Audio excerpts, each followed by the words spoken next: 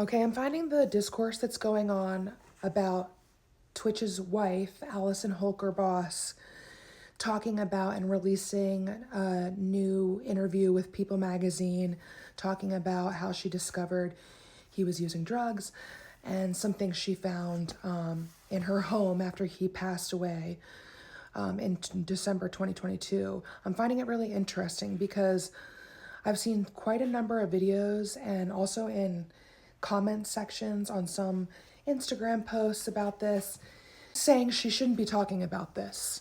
Basically, they're saying that she's tarnishing his legacy and like, why is she doing this? That her children are going to read about this one day, and why does she have to bring all this stuff up now because he's gone? As someone whose mother found stuff in my father's closet after his death that she never knew was happening and had to make assumptions and inferences about, I totally feel for her. I think we're not talking about the fact that this widow is experiencing grief.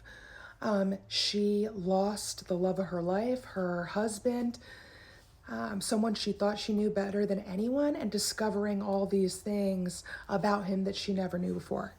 I don't think it should be her concern whether or not she is quote unquote tarnishing his legacy, like a lot of people are saying. I think she's allowed to share her side. She's allowed to share what it's like to be a widow and be shocked by this devastating loss. And then on top of that, to find out all these things about your husband that you never knew, someone you thought you knew better than anyone, well, you're just discovering that you really didn't know him at all, or at least not as well as you thought you did. And frankly, like, a lot of people are saying, no one asked for this. I was asking for this. I wanted to know more about why Twitch died by suicide, and I know I'm not alone in those thoughts. And frankly, I feel a little bit of closure as someone who was just following the story. It makes a little bit more sense now why he was struggling and what was going on, and he had a lot of things that he was dealing with. And I think I don't speak for myself when everyone was shocked by his death, and we never really got any answers because there was no information that came out from his wife, and there was really no follow-ups after that until now. I think it also plays into addiction stigma when we say, oh, let's keep quiet and not talk about his struggles or his addiction that he had, that he was keeping a secret. Let's talk about this stuff. I've been saying this for years. There's nothing to be ashamed of. It's sad that he couldn't get help. He should have felt like he could get help. But by talking about it, we bring this stuff out into the open, we bring it into the light, we normalize these struggles. Hopefully someone will feel seen and heard and be able to get help with their own struggles because they read this. But also, it's not up to the widow of someone and like the wife that he left behind to keep his secrets. I imagine this was very devastating for her to find out.